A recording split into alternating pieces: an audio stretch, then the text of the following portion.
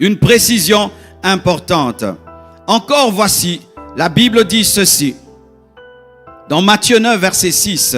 Or, afin que vous sachiez que le Fils de l'homme a sur la terre le pouvoir de pardonner les péchés, lève-toi, dit-il au paralytique, prends ton lit et va dans ta maison. Il lui a pas dit, lève-toi et va dans ta maison. Il a dit, lève-toi, prends ton lit et va à la maison. Alléluia. C'est aussi quelque chose d'important parce que quelqu'un qui était malade pendant longtemps, il n'aimerait pas porter des fardeaux. Mais Jésus lui dit, quand tu te lèves, tu dois maintenant porter ce qui te portait. Tu dois transporter ce qui te transportait. Le lit qui t'a transporté, c'est maintenant à toi de transporter le lit qui t'a transporté. Et je te dis que dans le temps, celui qui était le lit sera transporté. C'est-à-dire celui qui t'aidait, celui qui te soutenait. Demain, c'est toi qui vas le soutenir. Demain, c'est toi qui vas l'aider. Tu vas aider ton père. Tu vas aider ton grand frère. Tu vas aider ton pasteur. Tu vas aider. C'est cet homme-là qui t'a toujours. C'est toi maintenant qui transportera celui qui t'a transporté. Je dis, c'est toi qui transportera celui qui t'a transporté. Tu vas transporter ton lit qui te transportait. Tu vas porter ce qui te portait. Tu vas soutenir ce qui te soutenait. Tu vas aider ce qui t'aidait. Tu vas enseigner à celui qui t'enseignait. Tu vas prier pour celui qui priait pour toi. Tu vas bénir celui qui te bénissait. Tu vas aider celui qui t'aidait. Tu rentreras à ta source et tu la béniras. Tu portes le lit de ta paralysie parce que maintenant tu as des pieds. Le temps te donnera les pieds pour transporter ce qui te transportera. Il y a un jour qui arrive dans ta vie. Tu aideras celui qui te payer, alléluia, les études. Tu vas revenir et tu vas payer les études, alléluia, de ses enfants. Pourquoi? Parce que dans le temps, tu dois bénir celui qui t'a béni, alléluia. Tu dois bénir le lit qui t'a béni. Il ne faut jamais oublier les lits qui vous ont béni. C'est pourquoi quand tu deviens un grand homme, bénis tes parents, bénis tes frères, bénis tes sœurs, bénis ton grand frère qui a pris soin de toi, bénis ta grande sœur qui t'a élevé. Alléluia. Vous qui avez grandi chez des grandes sœurs, quand tu deviens une grande dame, fais du bien à ta grande sœur. N'oublie jamais le lit de ta paralysie. Porte le lit de la paralysie parce que ça fait partie de ton histoire et le lit de la paralysie peut raconter que tu étais paralytique et cela va te rendre humble. Gardez le lit de la paralysie. N'effacez jamais votre histoire afin que puissiez rester humble. Il ne faut jamais brûler certaines photos. Il faut garder ces photos-là où ta maman te transportait. Comme ça, quand tu deviens une grande dame, tu peux demeurer humble et transporter aussi ta maman, l'amener à l'hôpital, payer les soins médicaux comme elle aussi t'a mené à l'hôpital. Alléluia. Quel que soit le péché de tes parents, tu peux avoir une grande destinée. Tu peux t'appeler Dieu ouvrira. Quelle que soit ton origine, tu peux avoir un grand futur. Tu peux commencer bas et finir haut. Jésus-Christ est né dans une crèche. Il a fini à la droite de Dieu le Père. Ce n'est pas où tu commences et comment tu viens sur cette terre. C'est où tu vas finir. Où tu vas finir. C'est pourquoi arrête de blâmer tout le temps tes parents. Pourquoi vous avez péché pour m'avoir? Pourquoi je suis né ceci? Arrête. Ne te concentre jamais sur des choses que tu ne peux changer. Concentre-toi sur ce qui peut changer ton présent et ton futur. Mais tu ne peux rien changer sur ton passé. Quoi que tu t'énerves, si tu es sorti du péché, tu es sorti du péché. Alors arrête de parler des choses que tu ne peux changer. Arrête de pleurer sur la manière dont tu es né. Ah, je ne connais pas mon père. Je ne connais pas mon père. Mais tu ne le connais pas. Tu ne le connais pas. Oui, tu ne le connais pas. Tu ne le connais pas. Oui, tu ne le connais pas. Mais il y a un Père céleste. Ma mère m'a abandonné. Je ne connais pas ma mère. Je ne connais pas ma mère. Il y a des gens qui ont des mères mais qui échouent. Il y a des gens qui connaissent leur père qui échouent. Avoir un père c'est bien, avoir une mère c'est bien, mais avoir Dieu c'est plus que tout. Tu as Dieu, tu as Dieu. Vous tous qui ne connaissez pas vos mamans, qui ne connaissez pas vos papas, il y a le Père Céleste qui vous voit. Même si vous ne le voyez pas, lui vous voit. Fils de prostituée. Et cela un jour est devenu un problème. Tu sais, il y a certaines personnes, tant qu'elles sont faibles, elles ne manifestent jamais leur méchanceté. Il y a des personnes comme ça que tu ne connaîtras que quand elles deviennent fortes. Et c'est ça le temps. Le temps révèle la vraie nature des hommes. Et parmi la vraie nature des hommes, c'est qu'il y a des gens qui ne deviennent méchants que que quand ils deviennent en position de force. Lorsqu'il est faible, lorsqu'il n'a pas des moyens, lorsqu'il est faible, il est humble, il paraît loyal, mais c'est une fausse loyauté. Donnez-lui le temps de grandir.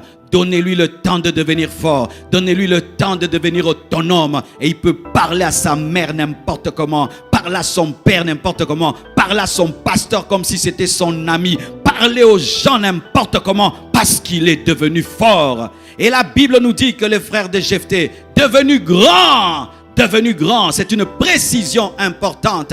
Lorsqu'ils étaient faibles, ils n'ont pas dit à Jephthé, va-t'en, tu n'hériteras pas avec nous. Parce qu'ils avaient besoin de lui, ils avaient besoin de ses muscles, ils avaient besoin de sa force, ils avaient besoin de lui pour qu'il puisse les protéger. Mais là, eux aussi avaient des muscles, eux aussi avaient la force, eux aussi étaient capables. Ils n'avaient plus besoin qu'il soit leur vaillant héros parce qu'ils pouvaient se débrouiller sans lui. Ils l'ont utilisé. Ils l'ont utilisé. Lui pensait se battre pour ses frères, mais ses frères ne l'ont jamais considéré comme leur frère. Pourquoi? Il avait une mauvaise origine. Il n'avait pas la même mère qu'eux. Lui, il est né dans le péché. Eux sont nés dans la maison. Et de telles choses arrivent même dans les familles aujourd'hui. Vous avez un grand frère qui est né lorsque votre père ne s'était pas marié. Il a connu une fille comme ça et il n'a jamais épousé leur maman, cette femme. Et après il se marie et il épouse et il a des enfants. Et pendant que vous êtes jeune, il y a ceci, grand frère ceci, grand frère. Quand à l'école il y a des problèmes, il se bat pour vous, il se bat pour vous. Et le jour que vous devenez fort, le père meurt. Quand il y a l'héritage, vous dites qu'il n'héritera pas. Des chrétiens, il n'héritera pas avec nous. Il a été avec vous, il a combattu avec vous, il a toujours été là tous les jours. Mais quand c'est l'argent, l'héritage, tout d'un coup, il n'est pas de notre famille. C'est pourquoi faites du bien aux hommes sans rien attendre en retour. Toi qui fais le bien aux hommes pour qu'ils te remercient, tu seras déçu. L'homme a une particularité, c'est un ingrat. Dernièrement, j'étais avec le pasteur Soumbela, il m'a donné une révélation extraordinaire. Dieu lui a dit, pourquoi tu veux que les hommes t'aiment? L'homme n'aime personne. Déjà, l'homme n'aime pas Dieu. Maintenant, il va t'aimer toi. Pour que l'homme t'aime, il faut que Dieu entre en lui pour qu'il t'aime. Sans que Dieu entre dans un homme, l'homme ne peut pas t'aimer. Et l'homme est naturellement ingrat. Vous voyez le bébé inné, mais il peut mordre le sein de sa mère. C'est notre nature depuis que nous sommes bébés, nous mordons le sein maternel. Je les ai aidés, ils m'ont oublié. Je les ai fait étudier, ils m'ont oublié. J'ai fait ceci, c'est normal qu'ils t'oublient. Ce sont des hommes, mais Dieu n'oublie jamais. Dieu n'oublie jamais. Il récompense même un verre d'eau que tu donnes à l'un de ses serviteurs. Ne faites rien pour avoir quelque chose en retour. Faites les choses pour Dieu. Que tu dises merci ou pas, je m'en fous. Je l'ai fait pour la gloire de Dieu. Donne-moi l'amen. Vous voyez l'attitude merveilleuse que nous avons face aux mendiants en cours de route. Quand tu donnes à un mendiant, est-ce que tu attends quelque chose qui t'aide un jour dans la vie? Tu donnes et tu pars. Tu n'as même pas besoin qu'il connaisse ton nom. Tu n'as même pas besoin qu'il te dise merci. Ayez cette attitude avec tous les hommes. Regardez, les mages d'Orient voient une étoile, l'étoile du roi, l'étoile du Messie. Mais quand ils suivent l'étoile, au lieu que l'étoile les conduise vers un palais royal, l'étoile les conduit où? Vers une crèche. Tu regardes l'étoile, c'est royal. Tu regardes la crèche, elle est misérable. Tu regardes les prophéties divines, ta vie pauvreté. Tu regardes les visions extraordinaires, ta vie médiocre. Vas-tu tuer le bébé dans la crèche parce qu'il ne répond pas à l'étoile? Non. L'étoile t'amène d'abord dans la crèche. Pourquoi? Celui qui vient sauver le monde doit commencer au bas du monde afin d'amener le monde du bas vers le haut. Hey! Et Jésus devait respecter un protocole parce que lorsque tu vas à un endroit, tu dois d'abord saluer tes collaborateurs avant de travailler. Et il avait ses collaborateurs, les animaux, parce que lui aussi c'était un agneau, mais l'agneau de Dieu. Il devait venir saluer ceux qui ont été des sacrifices pendant toutes ces années pour leur dire, votre temps est fini, maintenant mon temps arrive. On ne va plus vous tuer pour le péché des hommes. Moi je vais mourir et on ne vous tuera plus. Donne-moi un amen. Même si tu ne comprends pas ta vie, Dieu la comprend très bien. Même si tu as des questions, Dieu est émerveillé. Yes, donne-moi un piano. Et là maintenant, il regarde l'étoile. Il regarde la crèche, il dit non. Oyona oye kokanité. Et ils arrivent, ils ont de l'or. Mais ils trouvent quoi? La paille. Malgré la paille, donne l'or. Même si tu es dans une situation de paille, de pauvreté, adore. Adoration en or. Il veut que tu puisses donner l'or dans la paille. Il trouve l'odeur des animaux. Malgré l'odeur des animaux, il donne le parfum. Pourquoi? Même si je suis dans la contradiction, tu es digne d'adoration. Même si je m'appelle, Dieu ouvrira. Mais je vis, Dieu fermera, tu es digne d'adoration. Seigneur, je ne t'adore pas parce que tu me donnes. Je t'adore parce que tu es Dieu. Je ne t'adore pas parce que tout va bien. Je t'adore parce que tu es Dieu. Je ne t'adore pas parce que tu me donnes des choses que j'aime. Je t'adore parce que tu es Dieu. Nous n'adorons pas Dieu pour ce qu'il fait. Nous adorons Dieu pour ce qu'il est. Mais nous louons Dieu pour ce qu'il fait. Il y a un temps où Dieu veut que tu l'adores. La louange demande que Dieu fasse. Mais l'adoration demande que Dieu soit. Et sachez que l'adoration est supérieure à la louange. Parce que l'homme qui loue a besoin d'une œuvre. Mais l'homme qui adore a besoin d'un être. C'est pourquoi Dieu dit je suis avant de dire je fais. Je suis précède je fais. L'être précède le pouvoir, l'avoir et le faire. C'est pourquoi l'adorateur peut louer. Mais celui qui loue ne peut pas toujours adorer. Parce que celui qui loue attend que Dieu agisse. Mais l'adorateur n'a pas besoin que Dieu agisse. Mais il adore. Et si tu peux adorer même si Dieu n'agit pas, tu peux le louer quand il agit. Jephthé, Dieu ouvrira. Il se retrouve, il est en train d'aller loin de son héritage, Galade. Et il s'en va. Et il se retrouve où? À Tob. Une petite ville, mais où il y a la bonté. Une petite ville, mais il y a la grâce. Ses propres frères n'ont pas cru en lui. La Bible nous dit, devient le chef des vauriens. Dites vauriens. Des vauriens, des hommes sans valeur, sans études, pauvres. Mais Dieu commence à l'élever. Pourquoi? Dieu ne peut te donner Galade si tu ne peux pas régner sur les vauriens. Car celui qui est fidèle en peu de choses, Dieu lui confiera des plus grandes choses. Avant que Dieu ne te donne des grandes choses, il va te tester dans des petites choses. Même si tu as la promesse des grandes choses, tu dois veiller sur les petites choses. Tu ne peux régner sur l'Égypte si tu ne peux pas prendre soin des biens de Potiphar et des biens des prisonniers. Tu dois bien gérer la prison avant de régner sur l'Égypte. Et tu dois prendre soin de Tob avant de prendre soin de Galade. Tu dois être un bon gouverneur avant de devenir président de la République. Tu dois être un bon chef du quartier avant de devenir un gouverneur. Tu dois être fidèle dans ton département avant d'être prédicateur. Tu dois être fidèle en peu de choses et Dieu te confiera des grandes choses. Tu dois être fidèle dans le secret avant que Dieu ne t'élève dans le public. Des hommes de rien viennent vers lui. Un homme qui a la grâce de Dieu, même si tu le jettes dans la boue, il va briller. Parce que le diamant reste diamant même dans la boue. Jette-moi où tu veux, je vais briller. Rejette-moi partout, je vais briller. Le diamant est diamant à Kinshasa, diamant à Anvers, diamant à Bruxelles, diamant en Haïti, diamant partout. Tu es diamant partout, tu es un diamant partout, frère. Un homme qui a la chose de Dieu ne se plaint pas. Tout environnement est propice pour briller, pour briller, pour briller, pour briller. Ne te suicide pas à Tob, vis à Tob.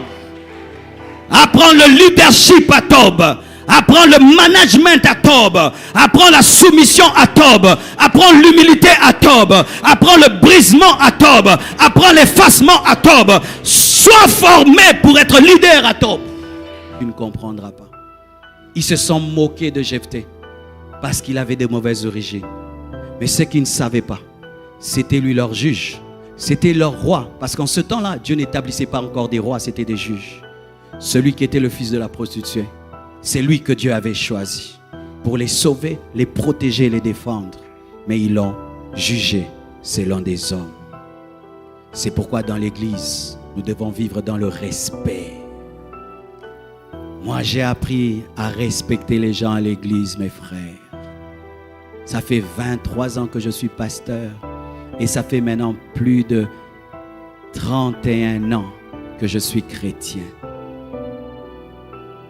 Je crois bien. 31 ans. J'ai vu des frères à l'église qui venaient étudier à l'église. Ils n'ont pas de maison. Ils habitent l'église. Il a toujours le même pantalon. Il prie tout le temps. Il cherche Dieu. Toi, tu viens de chez vous. Tu as papa, maman. Et tu le regardes. Mais il prie Dieu de tout son cœur. Aujourd'hui, ils sont dans le monde entier. Ils influencent la terre. Ils ont tout ce dont ils ont besoin. Les choses qu'ils demandaient à Dieu dans le secret, Dieu entendait, Dieu leur a donné. Un jour, un homme de Dieu a rencontré une sœur. C'était la fille d'un médecin. Il lui a dit, ma sœur, j'aimerais t'épouser. Et la sœur voyait le frère à l'église. Et il était bien habillé des fois. Et puis il dit, frère, je viendrai te visiter. Et ce jour-là, il est arrivé quand le frère ne s'y attendait pas. Et la sœur arrive. Il y avait une porte. Elle entre, c'était une belle maison. Et puis il pose la question, où est le frère Sonny? Elle dit, frère Sonny, il est derrière.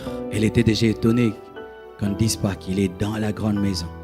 Frère Sonny habitait dans cette grande parcelle, mais dans la petite guérite. Et elle va. Elle trouve le frère Sonny qui dormait sur un lit dont lui-même avait le secret. Tu connais ces lits là, il faut que tu t'assieds avec expérience et sagesse. Et lui, il était malade. Et trouve le frère Sonny là. Hey, tu habites ici? Oui, j'habite ici. Ah, Seigneur. Elle a dit n'importe quoi. Si la situation d'un frère est misérable, ne crache pas dessus. Tu peux te retirer seulement, mais ne crache pas dessus.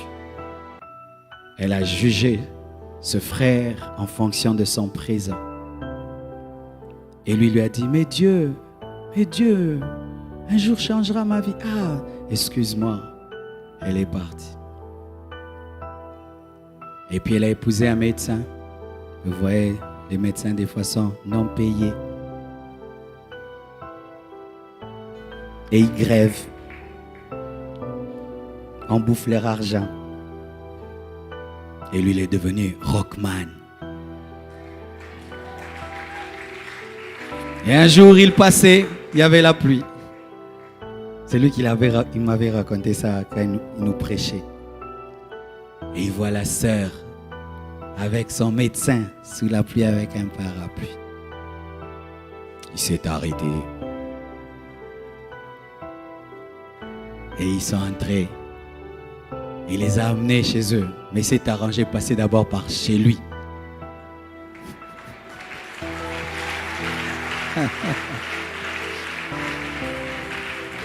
Pour qu'il puisse sécher. Et le monsieur était loin. Et la fille est venue et lui a dit, je comprends le verset qui dit que tu perdras par ta faute ton propre héritage. Elle a dit ça. C'est pas que j'encourage les frères, t'as rien, tu cherches une femme. Non, ne changez pas mon message. Ne changez pas. Lui, il avait un ministère déjà. C'est pas que t'as rien là et puis tu veux, non. Il avait déjà un ministère, mais il était au début. Au début du ministère, mes frères, je transportais les bancs. J'achetais les bancs à Montbéliard. Dans la boue, j'allais au marché acheter une chaise en plastique. J'habitais des maisons dans lesquelles il pleuvait, dans lesquelles il y avait des gros rats. Je restais devant un arrêt de bus jusqu'à 23 heures pour trouver un taxi où nous serons à deux devant. Certains, en voyant ça, m'ont méprisé, mais d'autres ont vu qui je serais. Ne vous moquez jamais d'un homme. Jamais d'un homme. Parce que là où tu es, pour toi, c'est le top. Mais l'autre va commencer là où il est ton top et va dépasser ça. Chaque homme est un point d'interrogation. Chaque homme est un mystère. Et quand tu sais ça, tu respectes les hommes. Dans ce pays, il y avait les mouvanciers. Il n'y a plus les mouvanciers. Il y avait les. Les rôles changent. Les rôles changent. Même vous qui avez le pouvoir, soyez humbles. Que tout le monde soit humble. Que Dieu vous bénisse.